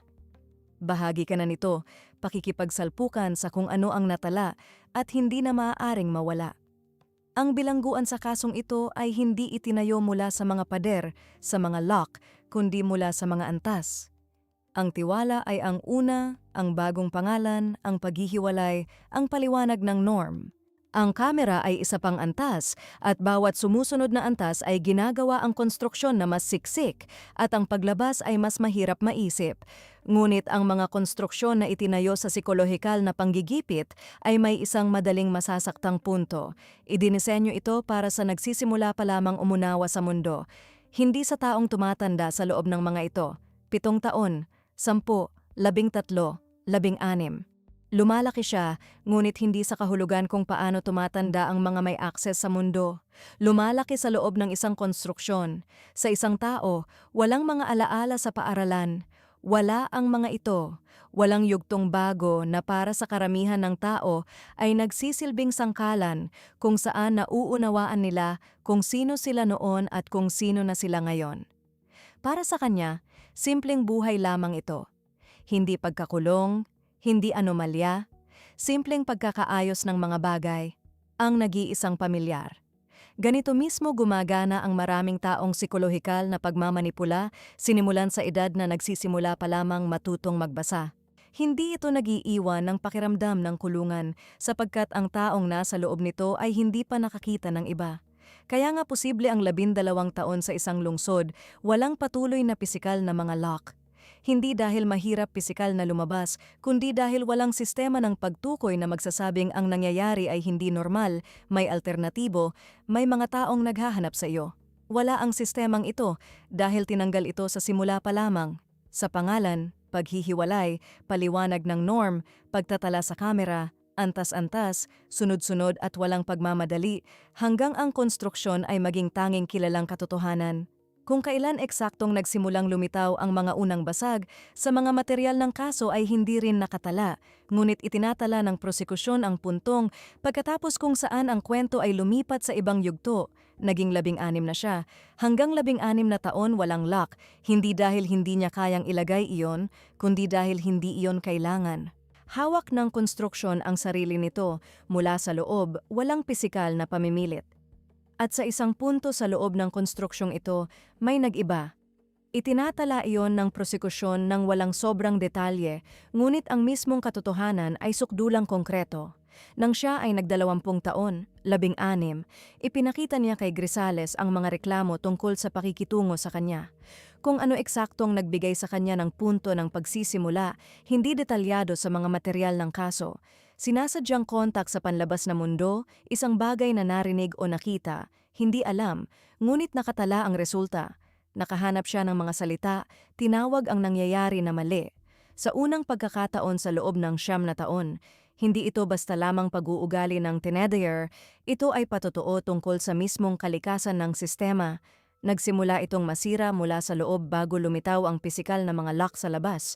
At doon mismo, nang ang psikolohikal na konstruksyon ay nagkaroon ng basag, kumuha si Grisales sa unang pagkakataon ng kung saan siya 9 na taon na walang paggamit. Ang sagot niya sa kanyang mga salita ay isang pintong nakakandado mula sa labas. Ang pinto ay nagsara sa unang pagkakataon sa loob ng 9 na taon. Eksakto sa pagkakasunod-sunod na ito, hindi nang mas maaga, hindi sa mga unang araw, hindi sa mga unang taon, kundi noong ang mga salita na 9 na taong gumagana ng walang lock ay tumigil sa paghawak. At ang kronolohikong obserbasyon na ito ay isa sa pinakamatumpak sa buong kaso. Gaano siya katagal nasa likod ng saradong pinto sa mga publikong material, muli, hindi na itatag. Ayon sa investigasyon, mga 19 na siya nang siya ay lumabas. Mga 3 taon ang pisikal na pagkakulong, pagkatapos ng 9 na walang lock, 3 taon sa likod ng saradong pinto. At noong Pebrero 2024, nakahanap siya ng paraan upang lumabas. Hindi siya natagpuan ng investigasyon pagkalipas ng 12 taong paghahanap. Siya mismo ay lumabas at nagsalita. Pebrero 2024, mga 19 na siya. Kung paano niya eksaktong lumabas mula sa apartment kung saan siya ikinandado, hindi rin detalyado. Itinatala lamang ng prosekusyon ang resulta. Lumapit siya sa pulisya at ang kanyang mismong reklamo ang nagbukas sa kriminal na investigasyon. Hindi panawagan, hindi sinasadyang pagkahanap, hindi operatibong gawain. Ang kanyang mga salita ang punto ng pagpasok para sa lahat ng sumunod. Kung ano eksaktong sinabi niya sa pulisya bilang una, kung paano niya inilarawan ang 12 taon, ay hindi inilatag sa mga publikong materyal. Kung paano nangyari ang pagpupulong sa pamilyang sa lahat ng panahong iyon, ay hindi tumigil sa paghahanap, hindi rin. Pinoprotektahan ng prosekusyon ang kanyang pagkakakilanlan, sa mga mapagkukunan ay lumalabas siya lamang sa ilalim ng kunwari na pangalang Juliana. Sa pagitan ng kanyang pagtakas at pag-aresto kay Grisales, lumipas ang 9 na buwan. Noong Nobyembre 23, 2024 ay inaresto siya ng pulisya ng Medellin. Pagkatapos ng 3 araw ng pagdinig, isinampa ng prosekusyon ang akusasyon. Itinanggi niya ang lahat ng walang eksepsyon, walang isang akusasyon ang tinanggap niya. Ang hukom ng ika-14 na munisipal na hukuman para sa kriminal na mga kaso ng Medellin ay hindi tinanggap ang kanyang bersyon at iniutos na panatilihin sa kustodiya hanggang sa simula ng buong proseso. Batayan, panganib sa lipunan at panganib ng pagtakas, at nang naging publiko ang kaso, lumitaw pa isa. Habang nagaganap ang mga pagdinig, sa prosekusyon ay dumating ang isa pang babae, 21 taong gulang. Ayon sa Sekretarya para sa Kapayapaan at Karapatang Pantao na si Carlos Arcila Valencia, ipinaalam niyang ginawa rin iyon ni Grisales sa kanya nang siya ay menor de edad. Nakaroon ng pakikipag-ugnayan sa apartment. Ang kanyang reklamo ay isinama sa kriminal na proseso. 2 biktima. Pareho, lumitaw pagkatapos ng pagkakalat. Ang isa ay tumakas mismo, ang pangalawa ay dumating nang malaman ang tungkol sa pag-aresto. Kung ilan sila talaga, hindi alam ng investigasyon ang bilang. Ang katanungang ito sa publiko ay nananatiling bukas. 63 taon, driver ng ruta ng paaralan, walang reklamo, walang insidente, walang kasaysayang kriminal, sapagkat walang sinuman ang lumabas at nagsalita. Hanggang Pebrero 2024, ngayon ay maaaring sagutin ang katanungang nakatayo mula sa pinakasimula. Paano ginawa ng driver ng school bus na umalis siya kasama niya ng kusang loob at hindi bumalik sa loob ng 12 taon? Hindi sa pamamagitan ng puwersa, hindi sa pamamagitan ng pagbabanta. Itinayo niya ito ng maaga, sistematiko, antas-antas, sa pamamagitan ng propesyon, sa pamamagitan ng pamilya, sa pamamagitan niya mismo, sa pamamagitan ng nangyari pagkatapos ng pintong nakakandado, ginagawang mas siksik ng bawat antas ang konstruksyon. Sa kriminolohiya, ito ay inilarawan bilang grooming. Hindi ito gumagana dahil hindi pansin ang mga magulang. Gumagana ito dahil itinayo sa pinakanatural na reflex. Magtiwala sa nasa tabi araw-araw, sa kilala mo sa mukha. Ang tiwalang ito ang naging unang ladrilyo. Ano ang inyong palagay tungkol sa kwentong ito? Isulat sa komento, mag-like, mag-subscribe sa aming channel. Hanggang sa muli! Nang ilabas ng mga bumbero ang lalaki mula sa bahay, 30 kilo lamang ang kanyang timbang. Inilagay siya ng mga medikal sa stretcher at 3 salita ang binitawan niya, "Gusto ko ng kalayaan." Sa kalaunan ay malalaman na sa puntong ito, mahigit 20 taon na siyang naghahanda at nag-iipon, at ang sunog noong gabing iyon ay hindi aksidente, kundi ang tanging plano na meron siya. Sa pintuan, naghihintay na ang may-ari, si Kimberly Sullivan, 56 na taong gulang, kalmado, kakaunti ang sinasabi, nagkakaroon naman ng sunog. At pumasok ang mga bumbero, may usok sa itaas na palapag, sa pinakadulong silid, doon sa sahig sa ilalim ng mesa sa kusina, ay nakahiga ang isang lalaki, nakakulot, na parang sinusubukang kunin ang pinakamaraming espasyo. Taas 175 sentimetro, sa stretcher 68 libra. Sa sandaling ito ay nagtatrabaho ang mga medikal. Eksaktong kapag inilagay siya sa stretcher, sinabi ng lalaki sa unang taong nakikinig sa kanya, "Gusto ko ng kalayaan." Hindi nagpaliwanag, 3 salita lamang. Sasabihin ng pinuno ng pulisya ng Waterbury na si Fernando Spañolo sa isang press conference na sa loob ng 33 taon sa propesyon, hindi pa siya nakakita ng ganito. Binigkas niya ang pariralang ito ng 2 beses at parehong beses ay tumigil siya bago magpatuloy. Kaya sa sandaling iyon, hindi pa alam ng mga investigator kung sino ang lalaking ito. Hindi nila alam kung gaano katagal niyang ginugol sa bahay na iyon at hindi nila maintindihan kung bakit lumabas ang may-ari samantalang siya ay nanatili sa loob. Sumagot si Kimberly Sullivan sa mga tanong ng pulis sa labas ng bahay, kalmado ang dating. Tulad ng malalaman sa kalaunan, ang inakala nilang resulta ng sunog ay naging huling punto sa isang kwentong tumagal ng ilang dekada. Sa loob ng ambulansya, sinimulan ng mga medikal ang pagsusuri at huminto. Ang buhok ay nagkulot-kulot, ang lahat ng ngipin ay sira hanggang sa ugat, ang balat ay kulay abo, tuyot. Sa tanong kung kailan siya huling naligo, hindi siya sumagot. Hindi dahil ayaw niya, kundi dahil hindi na umaabot ang alaala doon. Sa medikal na dokumentasyon na ginawa noong gabing iyon, ang kanyang kondisyon ay tinawag sa klinikal na termino, cachexia. Hindi ito basta-basta pagkapayat, ito ay isang syndrome kung saan sinisimulan ng katawan na sirain ang sariling mga kalamnan kapag wala ng ibang makukuha. Sa kanyang taas, ang ganitong timbang ay nangangahulugang matagal nang gumagana ang katawan sa emergency mode, hindi nabubuhay, kundi nagpapanatili ng minimum lamang. Naitala ng doktor sa kanyang record, hindi pa kailanman nakapunta sa doktor, hindi pa kailanman sa dentista, hindi kailanman. At napunta siya sa ospital na may pinsala sa baga mula sa usok, mga paso at matinding pagkasaid. Gumawa ang mga medikal ng hiwalay na ulat at ipinasa ito sa mga investigator na may notang suspetsang sitwasyon ng pagkabihag. Ang pag-uusap sa kanya ay naitala rin at ikinabit ng hiwalay. Sa hearing para sa piyansa noong Marso 13, sasabihin ng prosecutor sa hukuman na ang kanyang kalagayan sa oras ng pagkatuklas ay katulad ng kondisyon ng isang nakaligtas sa concentration camp. Pakikinggan ito ng hukom at hindi siya iaabala, kaya bumabalik ang mga investigator sa simulang punto. Lumabas mismo ang may-ari ng nasusunog na bahay samantalang siya ay nanatili sa loob at sinabi mismo niya na sinunog niya ng sinadya ang bahay. Tulad ng malalaman sa kalaunan, hindi na ang tanong ay kung ano ang nangyari noong gabing iyon. Ang tanong ay kung ano ang nangyayari bago ito at gaano katagal. Nakakuha ang mga investigator ng search warrant at bumalik sa parehong kalye. Sa labas, ordinaryong bahay, nakakaltas na siding, maliit na bakuran bakod. Walang nagpapakilala dito mula sa mga kapitbahay. Sa loob, wala ring agad na nakakagulat. Maayos, mukhang tirahan hanggang sa pangalawang palapag. Sa pinakadulong silid, huminto ang mga investigator sa pinto. Sa hamba ay may metal na trangka. Sa labas, hindi sa loob. Binuksan ang pinto.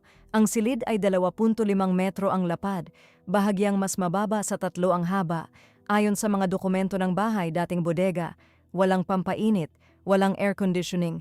Sa pinto sa magkabilang panig ay may mga plywood, nakasecure upang hindi mabuksan ang lock at upang hindi maalog ang bisagra mula sa loob. At ito ang sumunod na naitala ng mga investigator.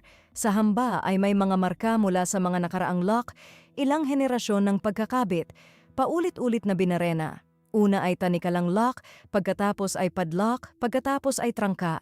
Tulad ng kalaunan ay matutukoy ng pulisya, ang pagbabago ng mga sistema ng pagsasara ay naganap ng sunod-sunod sa loob ng maraming taon. Sasabihin ng pinuno ng pulisya na si Spaniolo sa press conference na ito ay mas masahol pa kaysa sa kondisyon ng isang preso. Sa selda, kahit paano, may init sa taglamig at bentilasyon sa tag-init. Dito wala kahit isa man dito. Kaya nakatayo ang mga investigator sa silid na ito at nagbibilang. Lahat ito ay binuo at pinananatili sa loob ng maraming taon. Sinasadya, sistematiko, may tao na regular na lumalapit sa pintong ito at umaalis, iniwan itong nakasara. Sa mga materyales ng kaso, ang kanyang edad, ang unang pangalan ay tinukoy ng humigit kumulang sa 1,973 taon ng kapanganakan. Ipinasa ng biolohikal na ina ang custody sa ama, halos kaagad, pagkasilang at umalis. Hindi ganap mula sa buhay, ngunit tiyak mula sa kanyang buhay. Si Kimberly. Si Kimberly ay may 2 sariling anak na babae. Siya ang nag-iisang sa bahay na ito na walang ina sa tabi. At tulad ng malalaman sa kalaunan, ito mismong posisyon ang nagdetermina ng lahat ng iba pa. Sa mga investigator, sinabi niya, ang unang alaala ng pang-aabuso, 3 taong gulang. Sa panahong iyon ay hindi pa siya nakakulong. Maaari siyang gumalaw sa loob ng bahay at iyon mismo malamang ang dahilan kung bakit siya nakaligtas. Sa gabi ay lumalabas siya sa kanyang silid upang maghanap ng pagkain o tubig. Isang araw natuklasan ni Kimberly ang mga balot. Pagkatapos nito, sinimulang isara ang pinto at ito ay hindi desisyon ng isang araw. Ito ay unti-unting paliit ng espasyo mula sa buong bahay tungo sa isang silid, mula sa isang silid tungo sa lock sa labas. Ayon sa kanya, nagsimula ang ganap na pagkakulong sa edad na humigit kumulang 11. Bago iyon, mga taon kung saan lahat ay sunod-sunod na gumalaw sa isang direksyon. Ang ama ay nasa bahay sa lahat ng panahong iyon. Sa likod ng pinto, bahagyang mas matagal kaysa sa pinapayagan ng madrasta. Hindi ito proteksyon, ito ay pagkakaiba sa antas at iyon lamang. Walang alam ang biolohikal na ina. Hinanap niya siya, ngunit ito ay magiging kilala sa kalaunan kapag lumabas na ang kaso sa ibang antas. Kaya, habang tinitipon ng mga investigator ang kronolohiya, isang tanong ang nanatiling walang sagot. Ano nga ba ang nangyari sa edad na 3? At sino ang nagpasya na ang taong ito ay hindi karapat-dapat sa iba? Sa elementarya, mabilis siyang napapansin. Maingay o nakikipag-away dahil palagi siyang gutom.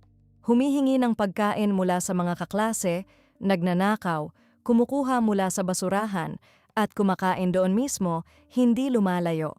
Naitala ito ng mga guro hindi bilang kakaiba, kundi bilang senyales. Lumapit ang administrasyon ng paaralan sa Department of Children and Families, DCF. Lumakas pa ang prinsipal ng paaralan na si Tom Panone, tumawag mismo, nagpilit ng inspeksyon. Pinadala ng DCF ang mga empleyado sa Blake Street. Nakita siya. Nakipag-usap, nag-record, mukhang normal, maayos ang bahay. Ang sinasabi niya ay tumutugma sa sinasabi ng madrasta. Sarado ang pagsusuri. Hindi sumuko si Panone. Lumapit muli. At noong 2004, dumating sa Blake Street sa pangalawang pagkakataon. Muli ang pulis, muling inspeksyon, pag-uusap. Lahat ay maayos. Pagkatapos ng pangalawang pagbisita, nag-file ang pamilya ng reklamo. Hindi laban sa madrasta, kundi laban sa prinsipal ng paaralan. Para sa pang-aabala, dahil hindi sila tinitigilan, tinanggal sila sa sistema ng paaralan ng Waterbury. 2004, ika-4 na grado, mga 11 taong gulang siya. Ito ang huling pagkakataon na may estranghero na regular na nakikita sa kanya. Kaya wala nang magagawa pa si Panone. Ang mga sistemang kanyang kinatok ay nagsara ng sunod-sunod. Naglaho siya mula sa mga dokumento, mula sa mga listahan ng paaralan, mula sa pananaw ng sinumang maaaring magtanong kung ano at saan siya. Tulad ng malalaman sa kalaunan, ang sandali mismo ng pagtanggal sa paaralan ang magiging puntong pagkatapos kung saan ang pinto sa kanyang silid ay tuluyang isasara. Noong Abril 1, 2004, dumating ang pulisya ng Waterbury sa Blake Street sa kahilingan ng DCF. Sinuri ng opisyal ang bahay, nakipag-usap sa kanya. Sa ulat ay lalabas sa kalaunan ang formulasyon na sisipiin ng pinuno ng pulisya na si Spanyolo 20 taon mamaya halos salita-salita. Malinis ang bahay, may tirahan, mukhang malusog, walang basehan para mag-alala. Lumipas ang ilang linggo, dumating muli, parehong konklusyon.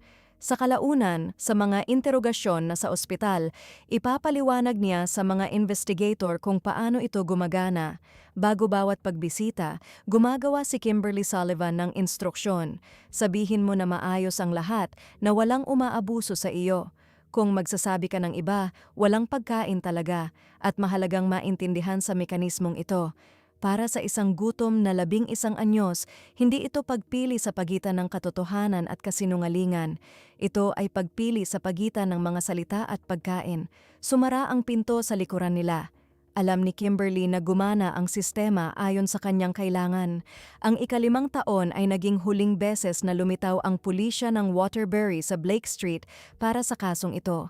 Ang sumunod na 20 taon, katahimikan, walang mga kahilingan, walang mga pagbisita at dokumento. Tulad ng kalaunan ay matutukoy ng investigasyon, sa lahat ng panahong ito ay umiral lamang siya sa loob ng isang bahay, sa isang palapag, sa isang silid. Para sa lahat ng iba pa, simpleng wala siya. Ang mga testimonya na ibinibigay niya sa mga investigator parang paglalarawan ng isang araw. Pagkatapos ay malinaw na ito ang paglalarawan ng bawat araw sa loob ng 20 taon na sunod-sunod. Sa umaga ay pinapalabas mula sa silid sa loob ng 15 minuto, kung minsan sa 1 oras o 2, gumawa ng gawaing bahay, pagkatapos ay bumalik, lock sa labas. 2 sandwich kada araw at ilang maliliit na bote ng tubig. Kapag kulang ang tubig, umiinom mula sa toilet bowl. Walang banyo sa silid. Para dito, gumawa siya ng sariling konstruksyon, mga bote, tubo sa frame ng bintana.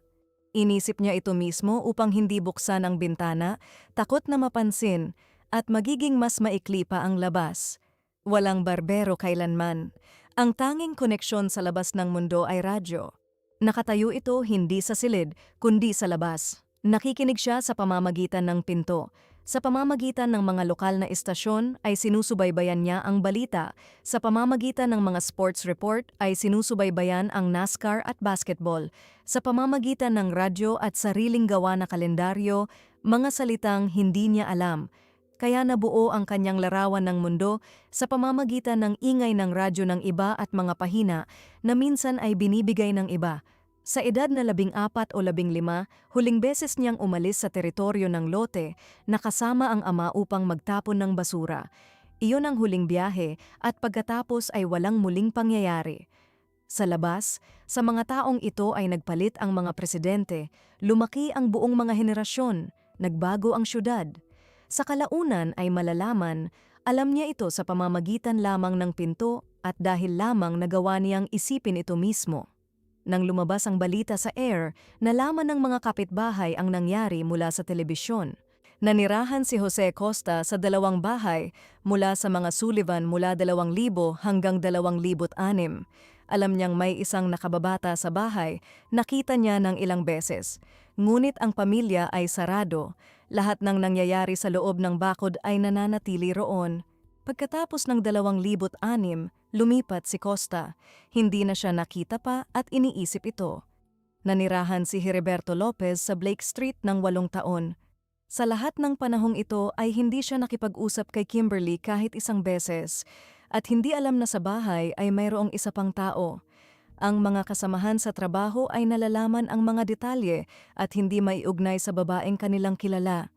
Si Lee Woosel ay nagtrabaho kasama si Kimberly sa shopping center na West Farms Mall mula 19 hanggang 21. 2 taon na magkasama at sa panahong ito ay hindi siya kahit minsang bumanggit ng anak-anakan, kahit isang salita. Nag-uusap siya tungkol sa 2 anak na babae ng may init.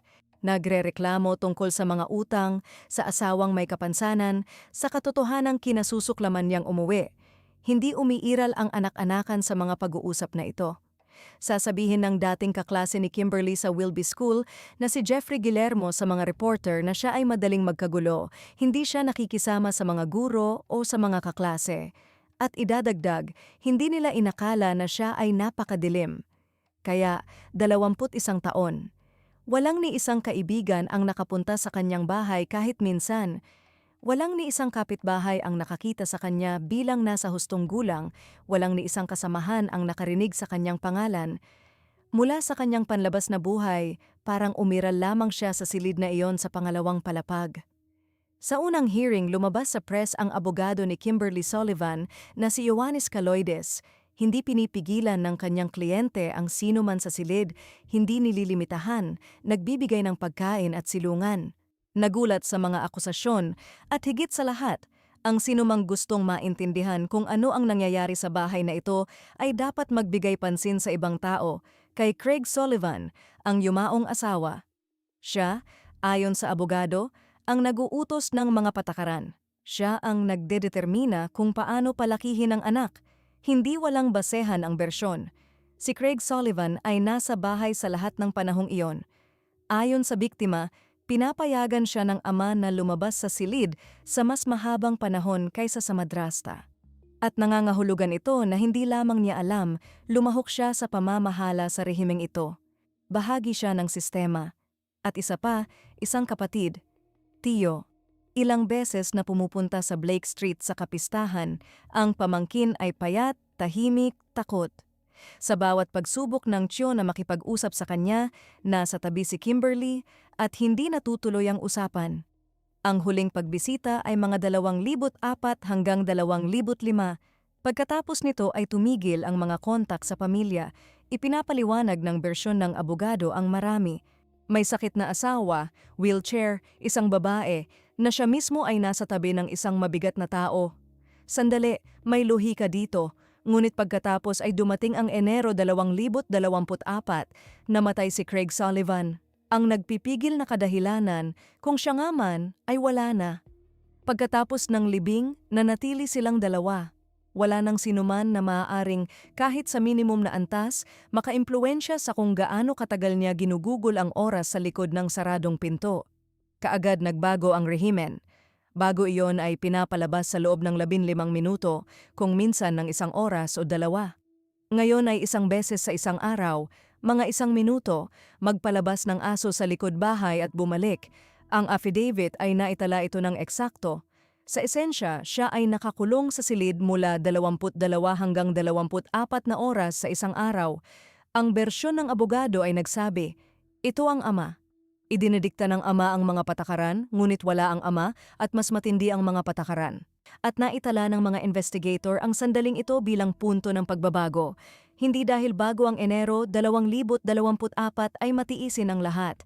Hindi, dahil noon ay naging malinaw na hindi nagbago kahit ano sa pabor niya ang pag-alis ni Craig. Nakabuo si Kimberly ng kumpletong kontrol. Kaya naintindihan din niya ito. Nakahiga sa kanyang silid, nakikinig sa radyo sa pamamagitan ng pinto at nagbibilang ng mga araw. At sa isang lugar sa bulsa ng jacket ng ama na ibinigay sa kanya pagkatapos ng libing ay may lighter. Hindi niya natagpuan agad. Itinago nila ako sa lihim sa buong buhay ko. Ang pariralang ito ay mapupunta sa affidavit ng eksakto. Halos walang nagpupunta sa bahay na ito. At kung may dumating, sinasabihan siya na huwag gumawa ng kahit anong ingay, huwag gumalaw, huwag lumapit sa pinto. Minsan ay direktang binigkas ito ni Kimberly at hindi na inulit. Tinandaan niya ito sa unang pagkakataon. Walang dapat makakita sa kanya sa anumang pagkakataon, sa anumang halaga. Sinimulan ng mga investigator na alamin kung sino ang nakakaalam. Ang listahan ay maikli. Si Craig at ang 2 stepsister, ang yumaong lola. Iyon lamang. Walang ni isang tao sa labas ng bilog na ito sa mahigit 20 taon ang may ideya kung ano ang nangyayari sa pangalawang palapag. Sasabihin ng pinuno ng pulisya na si Spanyolo ito ng maingat, sa pamilya ay umiiral ang isang tiyak na antas ng takot sa kung ano ang mangyayari kung lalabas ang impormasyon. Hindi niya tinukoy kung ano mismo ay takot kay Kimberly o takot sa mga kahihinatnan para sa kanilang sarili. At ang isang tao na hindi alam ang anuman ay ang biolohikal na ina. Hinanap niya ang anak ng higit sa 10 taon, hindi alam kung buhay siya. Ayon sa data ng investigasyon, paulit-ulit niyang sinubok na maabot siya at sa bawat pagkakataon ay napupunta sa katahimikan. Tulad ng kalaunan ay matutukoy ng investigasyon, umiral siya sa 4 na pader, sa 2.5 metro mula sa pader hanggang pader. Sa labas lamang, walang nakakaalam tungkol dito. Iyon ang plano mula pa sa simula. Ang mga investigator at mamamahayag sa pag-aaral ng kasong ito ay hindi maiwasang dumating sa isang bersyon. Marahil, nakita ni Kimberly sa kanya ang isang buhay na paalala ng ibang babae, ang naroon bago siya, ang banyagang nakaraan na tumitingin sa kanya araw-araw sa hapagkainan habang nakaupo pa siya doon. Gumagana ang bersyon ng emosyonal, ngunit sa mga materyales ng kaso ay walang ni isang katotohanang nagpapatunay nito. Ni sa affidavit, ni sa testimonya ng biktima, ni sa testimonya ng mga taong nakakakilala kay Kimberly. Saan man ay walang pagbanggit na siya ay nakapagsabi kahit ano tungkol sa biolohikal na ina. Ni galit, ni inggit, ni hindi sinasadyang parirala. Ang katahimikang ito ay maaaring mga hulugan ng kahit ano, kasama na, ang bersyon ay simpleng mali, at narito ang alam ng tiyak. Nalaman ng biolohikal na ina na buhay ang anak, mula sa balita noong Marso 2025. Ayon sa kanya, mayroon siyang ibang anak na babae, stepsister ng biktima sa panig ng ina, na laging nakakaalam ng kanyang pag-iral at laging nagmahal sa kanya. Hindi sila magkakilala, hindi niya alam ang pag-iral nito. Kaya ang bersyon ay nananatiling bersyon, kapanipaniwala, ngunit hindi napatunayan. Tulad ng kalaunan ay mapapansin ng mga investigator, hindi nito sinasagot ang pangunahing tanong. Nagdagdag ng mga detalye ang kasamahan sa shopping center. Patuloy na nagsisinungaling, nakikipag-away, halos walang normal na relasyon sa kahit sino. Habang nagrereklamo siya tungkol sa mga utang, sa may sakit na asawa, sa buhay. Noong 2007 ay nag-file ng bankruptcy na may $25,000,000 na utang sa credit card. At mula sa mga detalyeng ito ay nabubuo ang larawan ng isang babae na halos hindi siya nagmamanage ng kahit ano sa kanyang buhay. Sa shopping center, ngunit sa isang silid sa pangalawang palapag, kumpleto, ganap, walang sinumang nag-aalinlangan na kontrol sa ibang tao. Sa kung sino ang kakain, kailan lalabas, gaano karaming tubig ang makukuha, ano ang sasabihin sa mga estranghero. Marahil, ito ang motibo. Hindi pagkamuhi at hindi paghihiganti, simpleng kapangyarihan, ang nag-iisang lugar kung saan siya ay ganap at walang parusa. Ngunit ipinapaliwanag nito ang kakayahan, hindi ang dahilan. Sumasagot ito sa tanong na __quote__4__, ngunit hindi sa tanong na __quote__5__ ang psikolohikal na profile ay naglalarawan ng tao na may kakayahan sa ganito. Hindi nito ipinapaliwanag kung ano mismo ang nag-trigger nito. Kaya 3 bersyon ang nasuri, walang isang kumplitong sagot. At habang ang investigasyon ay nakikipagtulungan sa mga dokumento at testimonya, siya ay nakahiga sa ospital at iniisip ang ibang bagay. Tungkol sa katotohanang mayroon siyang lighter at may plano, ibinigay sa kanya ang jacket ng ama, hinahanap niya ang mga bulsa at natagpuan ang lighter, ordinaryong disposable, gaya ng ipinagbibili sa anumang tindahan. Itinago niya, hindi agad naintindihan kung ano ang gagawin niya dito, simpleng itinago. Pagkatapos ay nagsimulang mag-isip. Sa silid ay may mga libro, may diksyonaryo, may radyo sa likod ng pinto. Mula sa lahat ng ito ay alam niya ang isang bagay. Sumusunog ang hand sanitizer. Nabasa niya ito sa kung saan, naalala, isinama sa isip kasama ang lighter, papel para sa printer, sinimulang itago, unti-unti, para hindi mapansin. Mga 1 taon niya itong pinag-isipan. Hindi nagmamadali dahil naintindihan niya walang pangalawang pagkakataon. Kung papatayin niya ang apoy mismo, tapos na. Ibig sabihin, ang apoy ay dapat na ganoon kalakas para hindi niya ito makayanan. Direktang sinabi niya ito sa investigator, _6, at ito ang mahalaga. 20 taon at ang nag-iisang plano na nagawa niyang isipin, kailangang sunugin ang nag-iisang lugar kung saan siya nakatira. Walang ibang opsyon, nakalak ang pinto sa labas, takot siyang buksan ang bintana, walang telepono, walang dumarating. Tanging apoy lang ang naiwan. Noong Pebrero 17, 2025, nagpasiya siya na handa na siya. Narinig niya na nagsara ang pinto ng silid ni Kimberly. Ang affidavit ay naitala ang kanyang mga salita ng eksakto. __quote_7__. Pagkatapos ay nagdesisyon, nagdagdag ng sanitizer, dinala ang lighter, mabilis ang pagsiklab ng apoy. Sinimulan niyang sumigaw, magtapak ng paa, kumatok sa pinto, binuksan ito ni Kimberly at nakita ang usok, sinabi, __quote__8__20 taon ng iisang lohika. Kahit ngayon, itago muna. Naglakad siya at bumagsak, sinasadya. Humiga sa sahig at hindi tumayo, tinaya niya ito ng maaga. Kung nakatayo siya, kayang pigilan siya nito.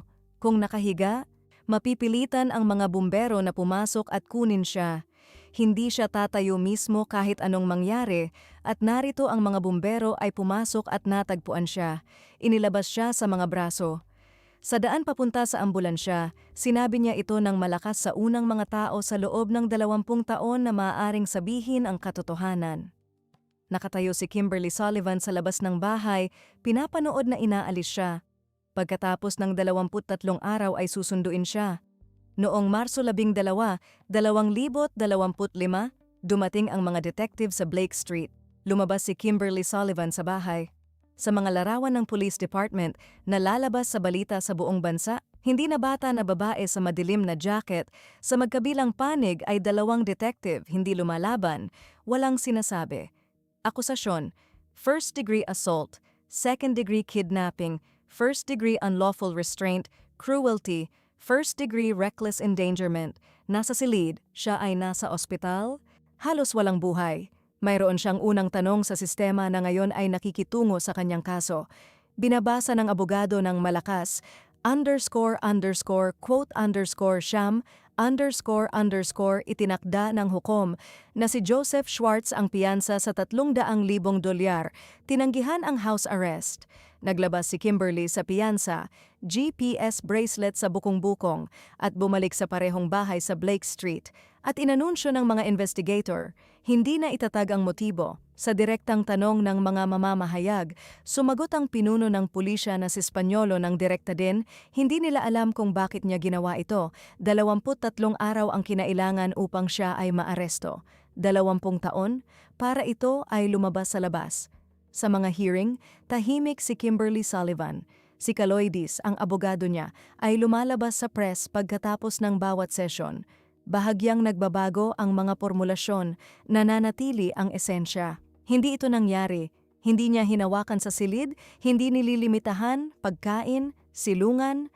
Nagulat sa mga akusasyon. Sa tanong tungkol sa timbang na 68 libra sa taas na 1.75 metro, sumagot ang abogado, lagi siyang may problema sa timbang. Tutol ang ama sa mga doktor, kaya walang medikal na tulong. Sa tanong tungkol sa lock sa labas, sinabi ni Kaloidis, ang pagkakaroon ng trangka ay hindi nangangahulugan na may tao na nakakulong. Ang trangka sa pinto ay nangangahulugan lamang na may trangka sa pinto. Sa susunod na hakbang, ang depensa ay nag-file ng motion. Gusto nilang makuha ang bagong pangalan ng lalaki, ang kanyang address at medikal na dokumento. Sa puntong ito, nagpalit na siya ng pangalan at nakatira sa ibang address sa ilalim ng proteksyon. Tumutol ang estado. Ang pagsisiwalat ng data ay lumilikha ng banta sa kanyang kaligtasan. Maikling sinabi ng prosecutor sa hukuman, __quote_10__, ito mismong salita ang lalabas sa protocol. Terrified, pinagbigyan ng hukom ang petisyon ng depensa, ang pangalan, address at medical na dokumento ay ipapasa kay Kimberly Sullivan at sa kanyang mga abogado na may pagbabawal na ipalabas ito sa labas ng korte. Malalaman niya ang desisyong ito. Iniwan ng kanyang abogado ang kanyang reaksyon ng walang detalye. Siya ay natatakot lang. 20 taon na alam niya kung saan siya. Ngayon, muli. Sa ospital gumawa sila ng salo-salo para sa kanya. Unang kaarawan sa kanyang buhay sa edad na 32. Dumating ang mga tao, ang mga medikal na nag-alaga sa kanya hanggang sa sunog, mga voluntaryo, ang organisasyong Safe Haven of Greater Waterbury, ang mga nakakilala sa kanya sa balita at nagpa siyang gumawa ng konkretong bagay. Sa mesa ay isang cake, sa paligid ay mga taong dumating hindi dahil obligado sila, kundi dahil gusto nila. Ang GoFundMe na binuksan sa kanyang suporta ay nakalikom ng halos $400,000.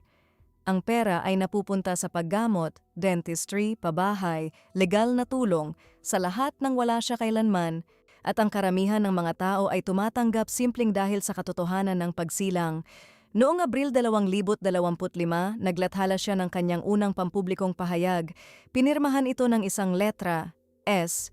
Ito ang kanyang pagpili, ang una sa marami na ginagawa niyang sarili. __quote_11_, nagpapasalamat sa mga bumbero, medical, investigator, lahat ng tumugon. Mayroong anak na babae ang biolohikal na ina, ang stepsister niya sa panig ng ina, ang hindi pa siya nakitang kailanman, ngunit alam. Sumulat siya, __quote_12_. Hindi sila magkakilala, ngayon alam nila ang isa't isa. At narito ang nananatili pagkatapos ng buong kwentong ito. Ginugol niya ang 20 taon sa silid na iyon, walang doktor, walang ilaw. Ang nag-iisang plano na meron siya, lighter, isang stack ng papel at pag-unawa na walang pangalawang pagkakataon, at lumabas sa labas. Naging mas malaki ang mundo kaysa sa radius na sinarado ng pinto. Ang kaso ni Kimberly Sullivan ay nagpapatuloy sa Superior Court ng Waterbury District. Ayon sa estado, sa wakas, mula sa 2025, ang petisyon na alisin ang bracelet ay tinanggihan ng korte. Pumupunta siya sa bawat sesyon, tahimik, ang abogado ang nagsasalita. Tinapos ng investigasyon ang pangunahing trabaho sa ebidensya, ang affidavit. Detalyado, masinsin, binuo sa testimonya ng lalaki mismo, mga medikal na dokumento, ulat ng pulisya at mga larawan mula sa lugar. Mga lock, plywood, mga marka mula sa mga nakaraang lock, timbang, ngipin, radyo sa likod ng pinto. Lahat ay naitala. Walang motibo sa mga dokumentong ito, hindi ito hinanap ng mga investigator. Walang pakinabang sa pananalapi, mga insurance payment, benepisyo, pera na nakatali sa kanyang pag-iral. Walang na dokumentong psikolohikal na diagnosis, walang mga liham, talaan, pag-uusap kung saan ipinapaliwanag niya sa sarili o sa sinuman. Bakit? Sumagot ang abogadong si Caloides sa tanong kung magbibigay ba ng testimonya si Kimberly sa paglilitis, ang desisyong ito ay gagawin sa huling sandali. Hanggang ngayon, wala ni isang publikong salita sa lahat ng buwan mula sa pagkakaaresto. Nananatili bilang katotohanan, nakatira siya sa ilalim ng bagong pangalan, sa bagong address, tumatanggap ng paggamot. Nagpapatuloy ang proseso ng paglilitis at nangangahulugan ito na hindi pa natatapos ang kanyang nakaraan. Ang bawat sesyon ay nagbabalik sa kanya kung saan siya nakaalpas.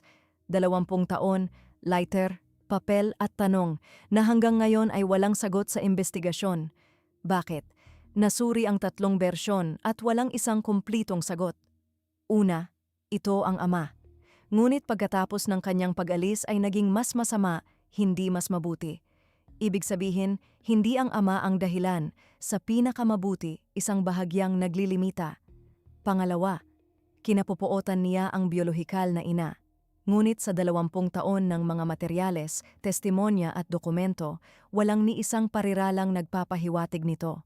Kapani-paniwala ang bersyon, emosyonal at walang laman sa katotohanan. Pangatlo, ito ay tungkol sa kapangyarihan. Babae na hindi nagmamanage ng kahit ano sa kanyang buhay, ni utang, ni relasyon, ay humahawak sa kanyang mga kamay sa nag-iisang tao na walang sinuman. Ipinapaliwanag nito kung paano niya ito nagagawa, ngunit hindi nito ipinapaliwanag bakit. At bakit nagpatuloy ng 20 taon? Walang opisyal na sagot. Hindi ito kabiguan ng investigasyon. Ginawa ng investigasyon ang kanyang trabaho. Simpleng hindi na itatag ang motibo. Wala ito sa mga dokumento. At pagkatapos ay nananatili ang nariyan. Ang babaeng naglalakad kasama ang aso at pumupunta sa trabaho, parang wala siya.